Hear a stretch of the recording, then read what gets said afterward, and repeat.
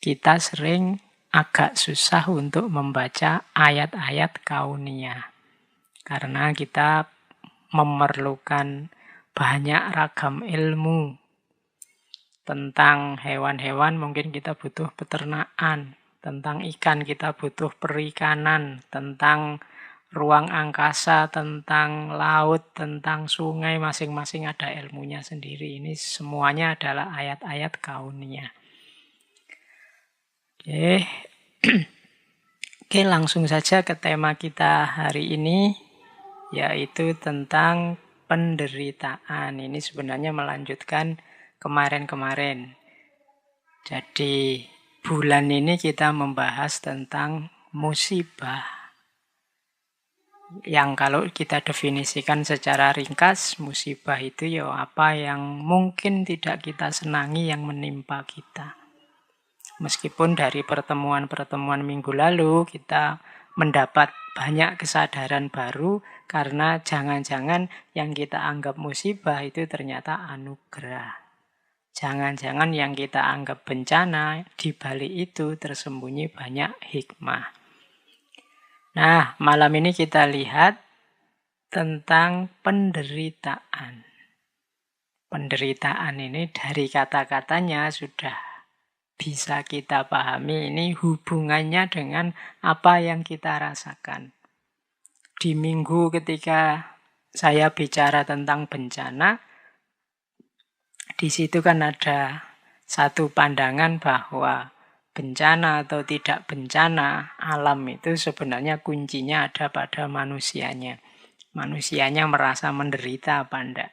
Kalau tidak membuahkan penderitaan atau tidak dianggap sebagai penderitaan oleh manusia, biasanya tidak dianggap bencana.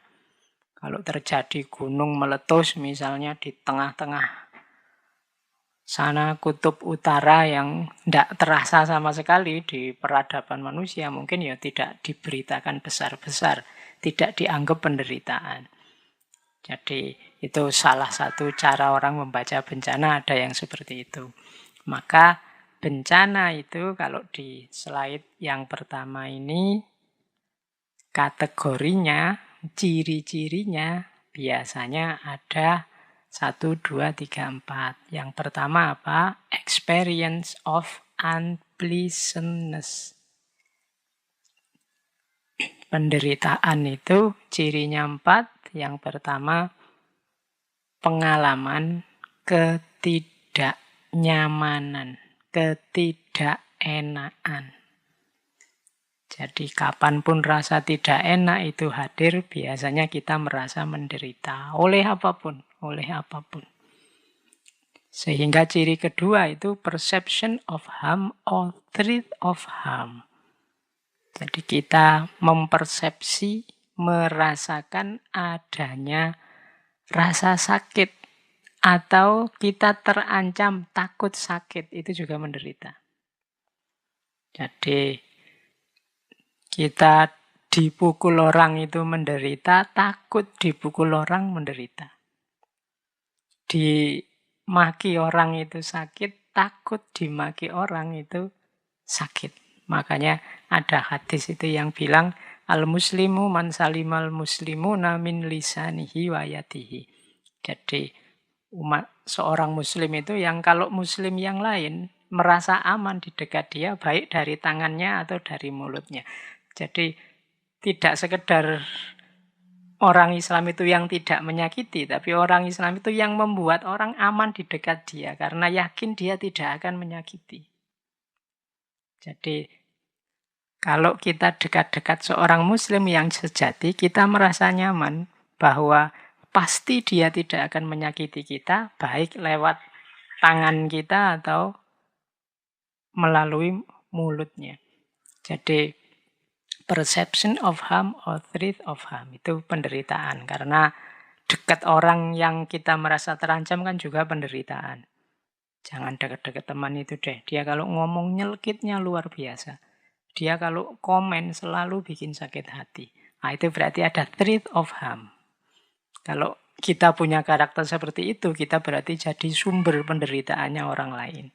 Dengan mengikuti hadis Nabi tadi, ya berarti kita sebenarnya belum sejati kemuslimannya. Orang lain masih takut sama kita.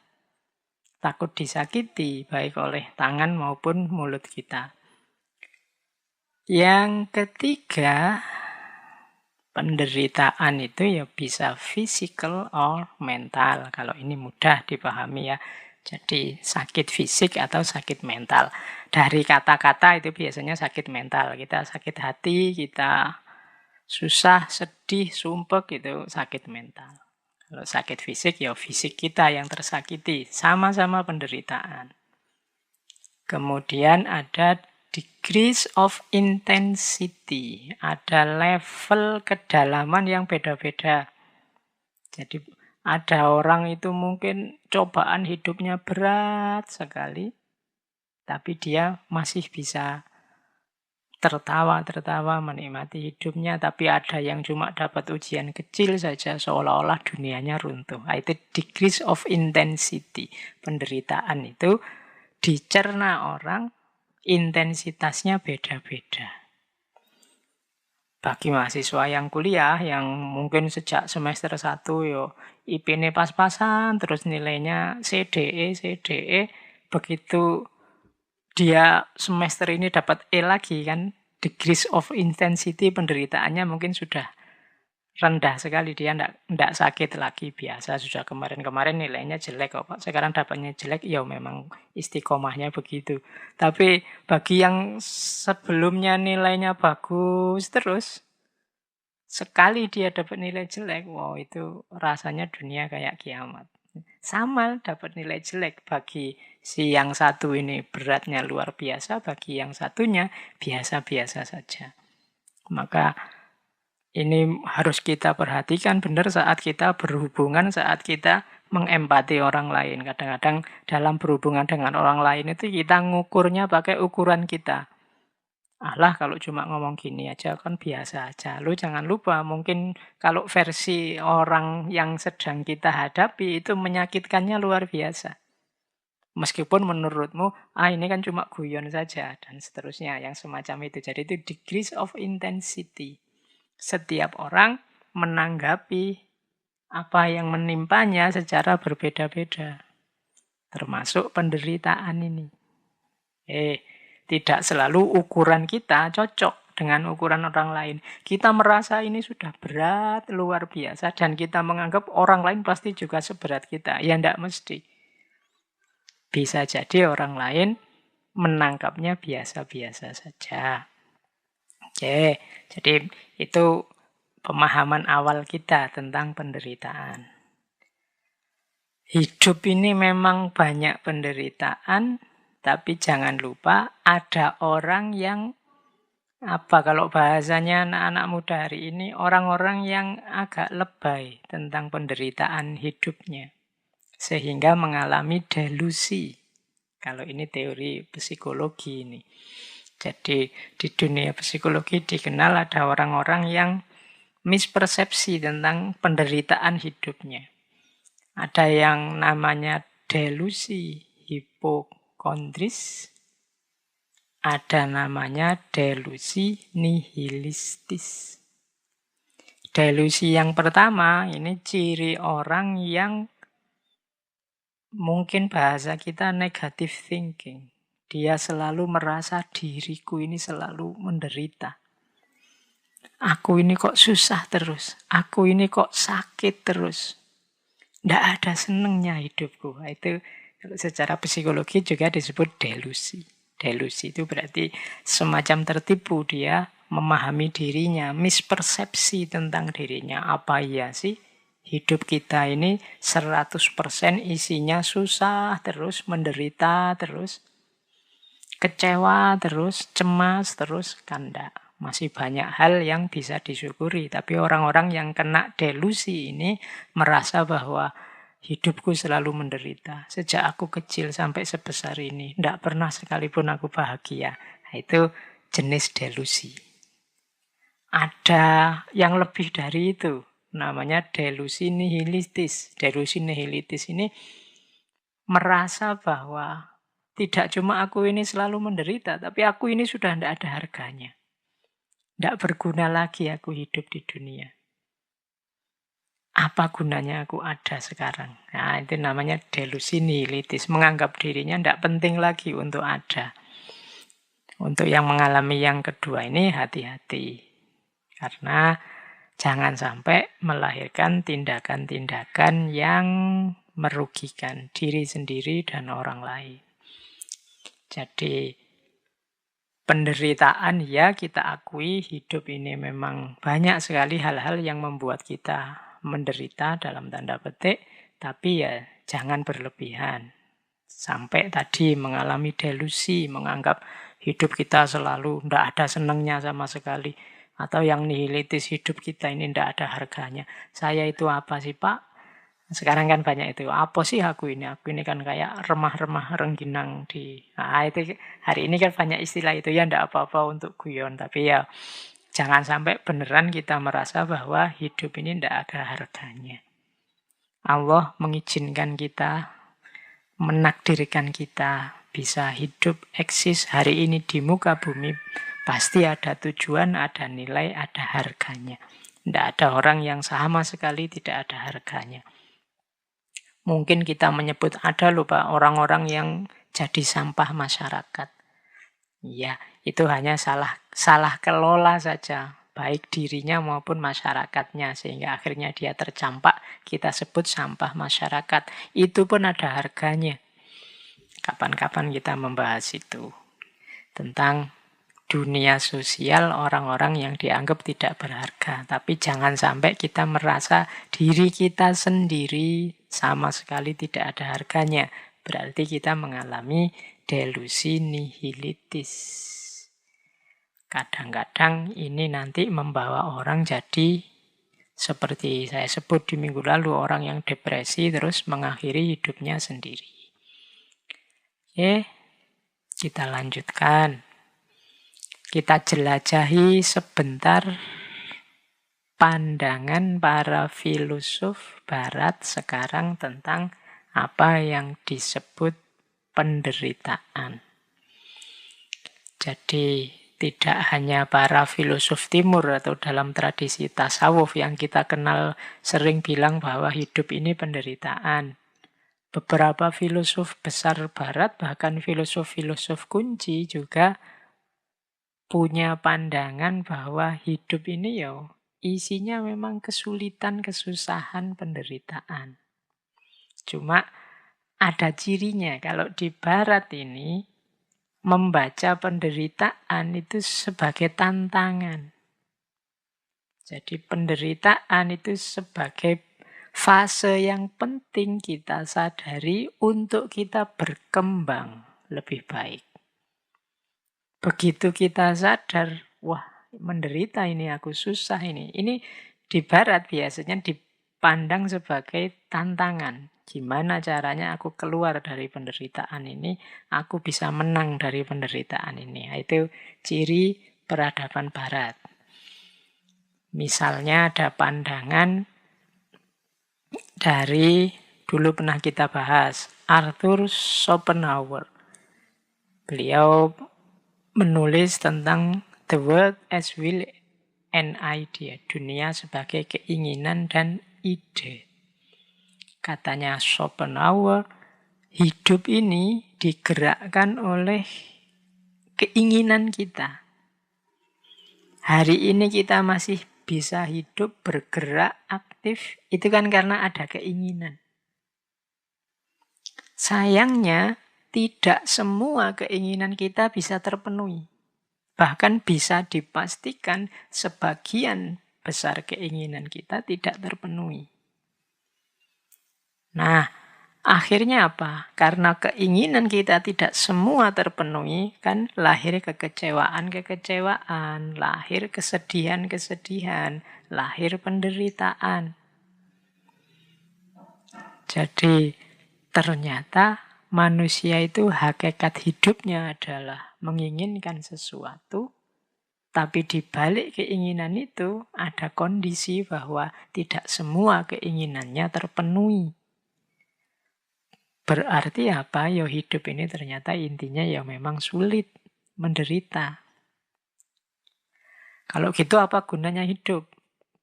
Bunuh diri aja kok, katanya Arthur Schopenhauer, ya jangan dikira bunuh diri itu bebas dari penderitaan, bebas dari keinginan. Justru bunuh diri itu kita terjebak pada keinginan yang lain. Keinginan untuk mati, keinginan untuk tidak ada masalah kalau saya sudah mati. Bisa-bisa kita tertipu. Jadi ingin bebas dari penderitaan dengan mengakhiri hidup, karena menganggap hidup ini serba penderitaan, tapi kita terjerat oleh penderitaan yang baru. Terjerat oleh keinginan yang baru. Jalannya, katanya Schopenhauer, bukan dengan cara mengakhiri hidupnya, tapi apa? Mengontrol keinginannya. Jangan terlalu banyak karep, jangan terlalu mengandai-andai punya keinginan yang aneh-aneh. Nah, itu bisa jadi solusi untuk mengakhiri penderitaan. Jadi katanya Schopenhauer, ya diatur saja keinginannya. Jangan menginginkan yang aneh-aneh yang tidak terjangkau. Sehingga kita tidak banyak kecewa. Nah, itu gayanya Arthur Schopenhauer. Nietzsche. Kemarin kita banyak membahas tentang Nietzsche. Nietzsche punya quote yang sangat terkenal, "To live is to suffer. To survive is to find some meaning in the suffering." Hidup berarti menderita. Untuk survive berarti memberi makna terhadap penderitaan. Jadi katanya Nietzsche, tidak bisa, hidup itu memang isinya penderitaan. Caranya biar tidak menderita, biar selamat dari penderitaan apa? Kalau di Nietzsche ya, find some meaning in the suffering. Temukan makna dalam penderitaan.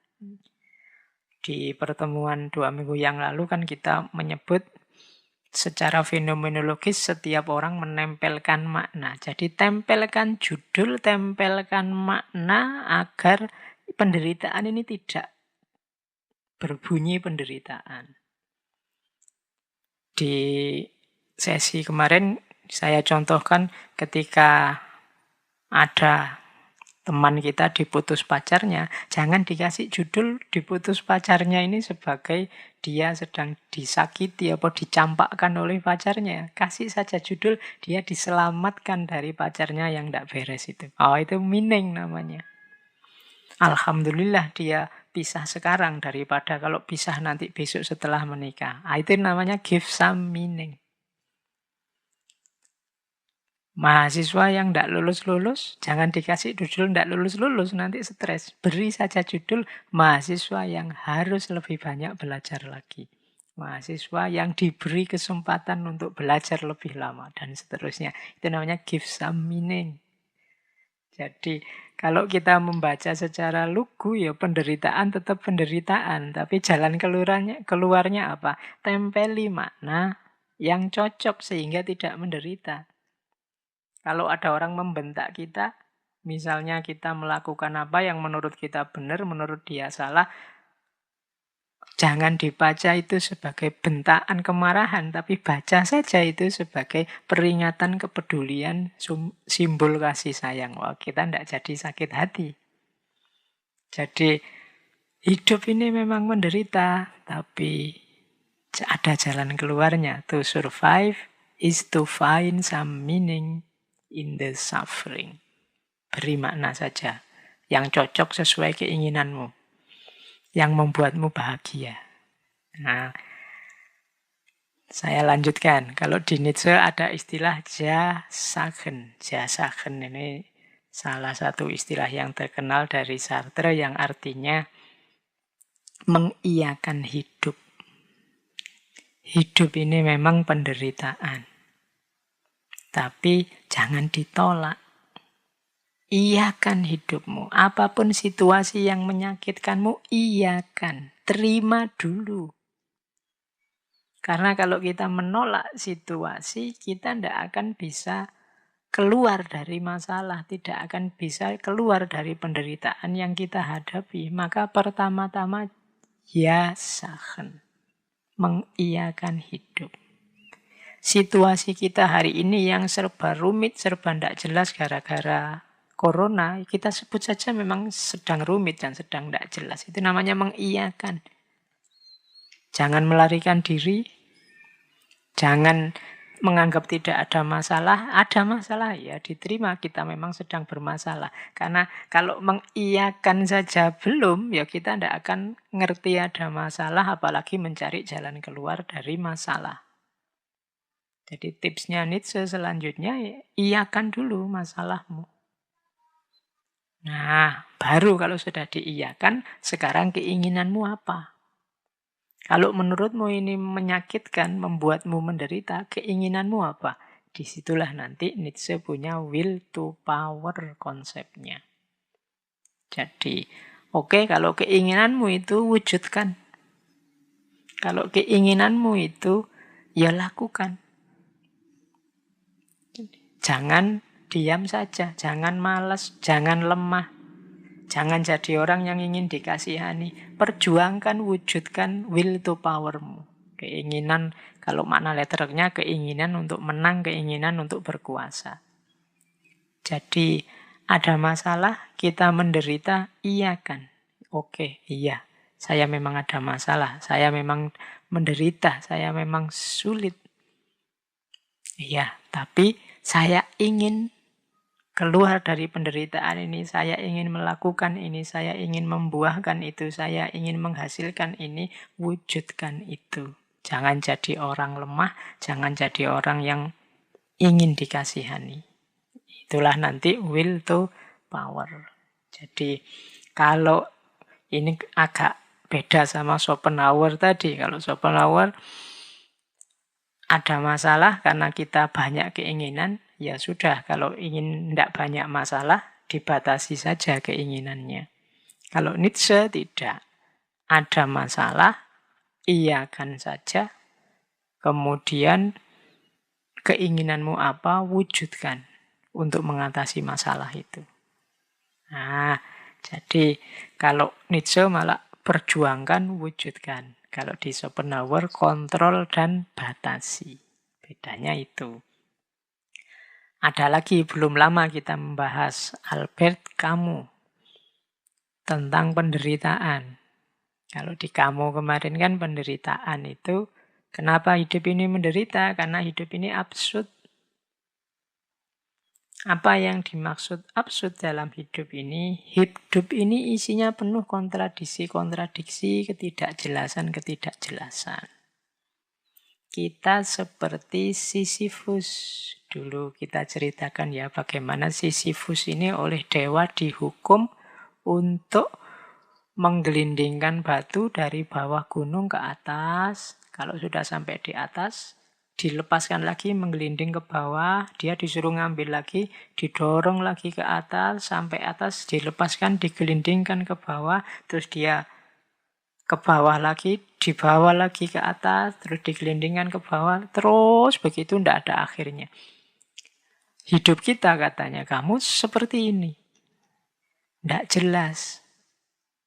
Jadi apa, di mana awal, di mana akhir, apa target, apa tujuan, apa yang kita lakukan, ini sering tidak sinkron.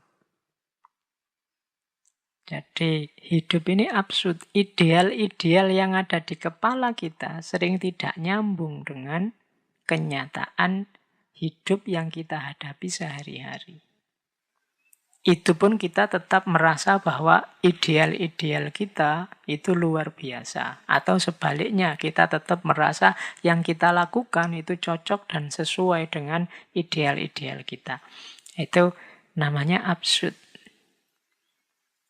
Tapi katanya, kamu, iya sih hidup ini memang begitu. Semua orang juga begitu. Tidak ada hidup yang tidak absurd. Jalan satu-satunya apa? Ya nikmati saja hidup yang absurd ini. Kalau ada masalah, dicari jalan keluarnya. Jalan keluarnya kok absurd? Ya tidak apa-apa. Kita nikmati saja. Memang hidup ini cirinya absurd. Itu Albert Camus. Sama seperti tadi, Sisyphus tadi.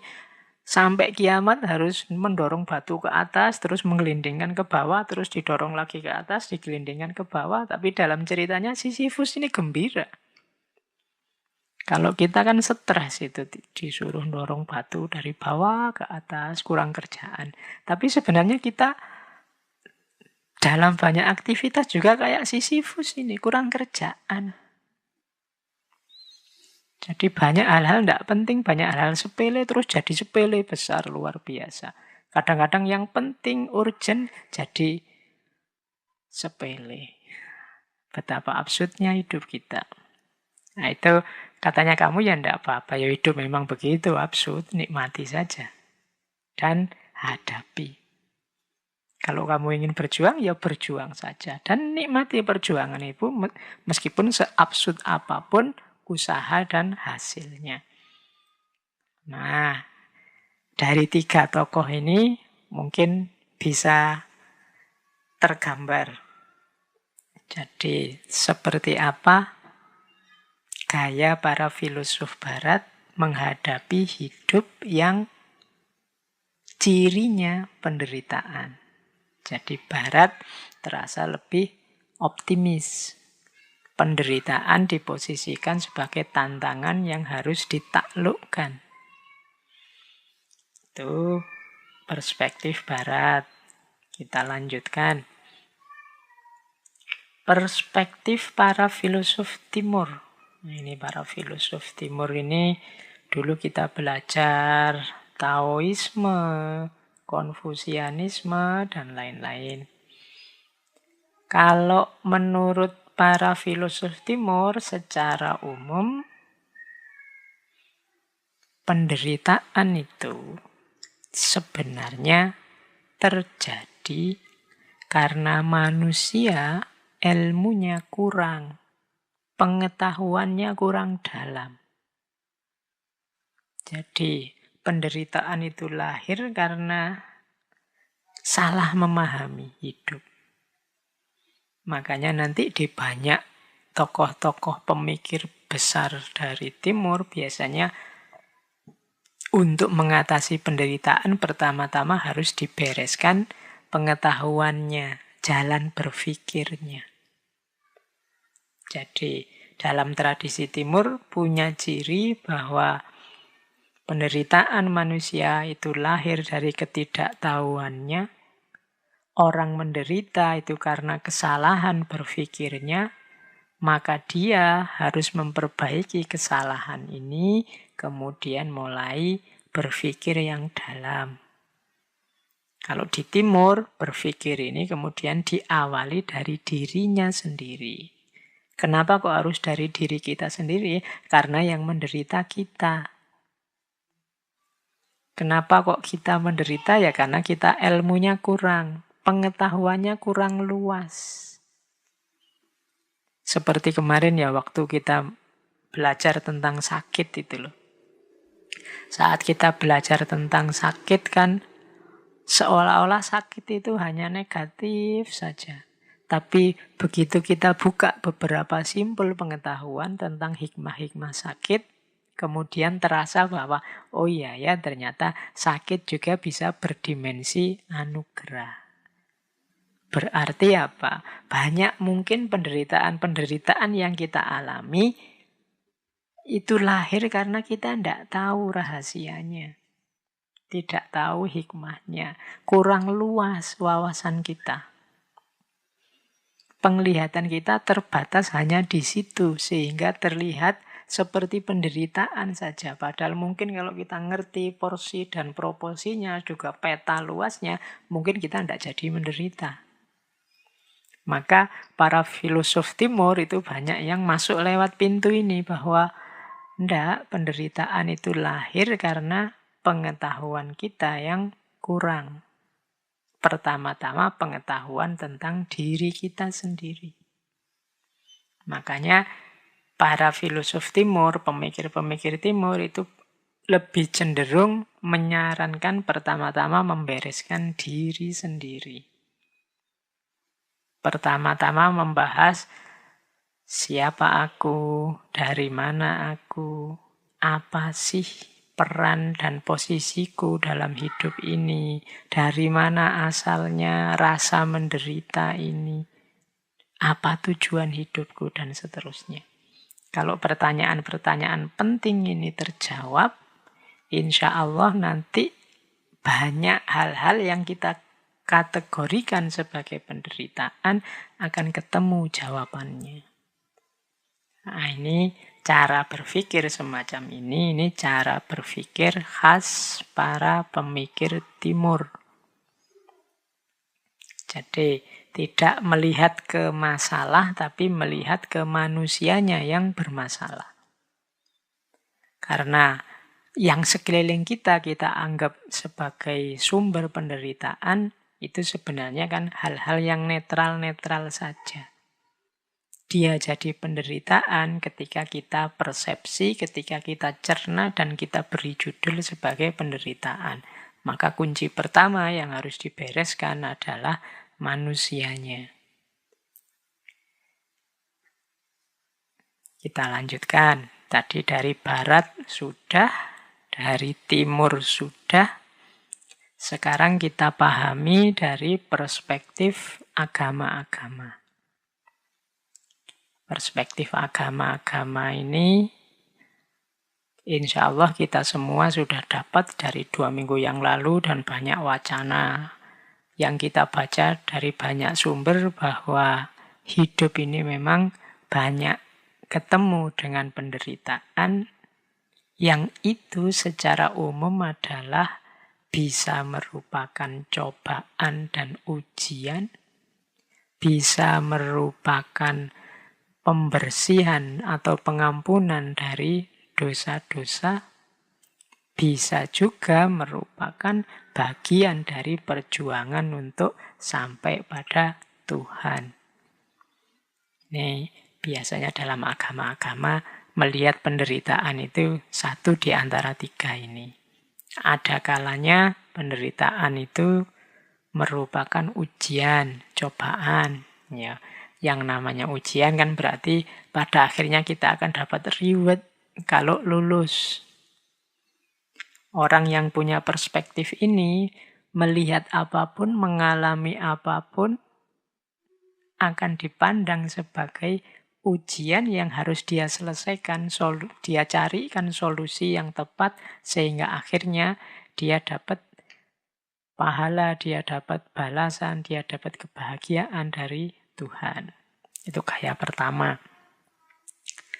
Gaya kedua, penderitaan harus kita alami untuk membersihkan diri kita dari dosa-dosa, dari kesalahan.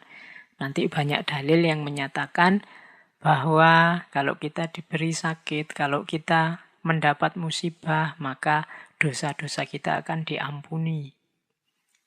Atau yang ketiga, penderitaan adalah jalan yang harus ditempuh supaya orang bisa sampai pada Tuhan. Untuk menuju Tuhan itu kan banyak usaha, banyak upaya, banyak hal yang harus kita korbankan. Entah kecil, entah besar, entah kita anggap berat atau kita anggap biasa atau kita anggap ringan. Tapi kan di situ ada perjuangan, ada pengorbanan. Ketika ada pengorbanan ya pasti ada sedikit atau banyak rasa menderita. Kita disuruh zakat, itu kan tidak enak.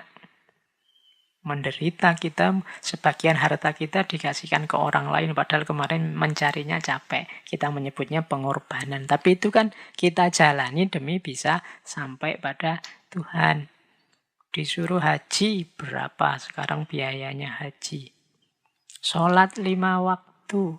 Itu kan pengorbanan mungkin di tenaga, pengorbanan mungkin di waktu, meskipun sebentar. Kan tidak ada orang yang sholatnya lama hari ini. Mestinya kan ya sebentar-sebentar. Tapi kan kadang sebentar itu kan rasanya beratnya luar biasa. Semacam penderitaan, pengorbanan yang hebat. Tapi kita jalani saja. Kenapa? Biar bisa sampai pada Tuhan. Nah, ini perspektif tentang penderitaan. Saya miskin tidak apa-apa asal Allah ridho. Nah, itu perspektif tentang penderitaan. Biar kita diridhoi oleh Allah. Nah, jadi agama-agama secara umum punya ciri 3 ini ketika membahas penderitaan. Yang paling terkenal di antara agama-agama yang menonjol sekali konsepnya tentang penderitaan kan Buddhisme. Dulu kita pernah membahas tentang Buddhisme ya. Dalam Buddhisme, penderitaan ini kan hakikat hidup. Jadi hidup ini hakikatnya menderita. Ini selaras dengan pengalamannya Siddhartha Gautama. Kalau dalam Buddhisme, penderitaan ini dikenal sebagai dukkha. Kata-kata ini diserap dalam bahasa Indonesia nanti jadi kata-kata yang artinya juga penderitaan, yaitu dukkha. Biasanya ada kalimat selanjutnya dukkha derita. Karena memang artinya dukkha itu penderitaan. Hidup ini pasti dukkha isinya, penderitaan. Penderitaan itu bisa penderitaan yang biasa, dukkha, misalnya sakit fisik, nah itu dukkha. Sariawan, sakit gigi, sakit perut, nah itu dukkha, penderitaan biasa. Ada penderitaan karena perubahan. Kalau dalam Buddhisme istilahnya viparinama dukkha. Misalnya menderita karena putus cinta, menderita karena terpaksa harus hidup dengan orang yang kita benci, menderita karena ditinggal orang yang kita sayangi, dan seterusnya. Ini kan terjadi perubahan. Itu sakit. Jadi karena apa? Karena situasi baru itu kan menyakitkan. Kemarin bersama, berdua, sekarang sendiri, itu kan menyakitkan. Kemarin tidak punya teman sekacau ini, sekarang punya teman sekacau ini. Akhirnya tiap hari makan hati. Ya, itu kan karena perubahan, itu juga dukkha. Kemarin tinggal di sana, hawanya panas sekali, orangnya marah-marah terus. Sudah terbiasa terhanyut ikutan marah-marah. Sekarang ganti situasi, isinya bukan orang marah-marah lagi, tapi orang pendiam semua. Wah, itu kan menderita. Jadi penderitaan karena perubahan. Intinya tidak tercapainya keinginan. Sehingga kita sedih, sehingga kita merasa gundah, dan seterusnya. Itu namanya viparinama dukkha. Yang ketiga, penderitaan karena kita sebagai manusia. Ini yang disebut penderitaan sebagai hakikat hidup. Bahwa sebagai manusia kita ini lahir dengan karakter manusia yang lemah, banyak keterbatasan, tidak berdaya, nantinya tua dan juga mati. Ini kalau cerita tentang keterbatasan manusia, kelemahan manusia berhubungan dengan Buddhisme, ini saya ingat dulu saya zaman kuliah suka sekali baca cerita-cerita dari tradisi cerita-cerita Cina yang banyak serialnya itu. Yang saya ingat ada serial yang judulnya Golok Pembunuh Naga. Itu tokohnya Zhang Wuji. Saya masih ingat itu, Tio Buki. Dia ini ketua aliran, namanya aliran Ming. Ini hubungannya sama penderitaan. Jadi aliran Ming ini kalau pakai istilah Tiongkok namanya Ming Jiao. Ming Jiao itu agama cahaya. Ini aliran ini untuk orang-orang Tionghoa yang menganut agama. Dulu agama ini disebut sesuai nama pendirinya, yaitu Mani, dari Persia. Sehingga agama ini dikenal dengan nama Manikaisme. Meskipun ketika masuk Tiongkok nanti terpengaruh oleh Buddhisme dan Zoroastrianisme, Zoroaster dan Buddhisme. Nah, yang saya ingat dari novel ini cerita Golok Pembunuh Naga ini yang ngarang namanya Jin Yung. Ada satu syair yang bagus dari aliran agama cahaya Ming Jiao ini, yang saya ingat sampai sekarang, yang kalimatnya begini kurang lebih maksudnya. Hidup apa senangnya, mati apa susahnya. Kasihan manusia di dunia, selalu hidup menderita. Itu kalimat ini menurut saya menarik. Ini ada bau Buddhismenya. Jadi, apa sih kesenangan hidup ini sampai kita mati-matian berusaha untuk meraihnya? Hidup apa senangnya? Mati apa susahnya? Apa sih susahnya mati ini sehingga begitu takutnya kita dengan kematian? Kasihan manusia di dunia selalu hidup menderita. Kasihan sekali orang-orang itu ya, hidupnya jadinya susah terus. Tidak ada senengnya.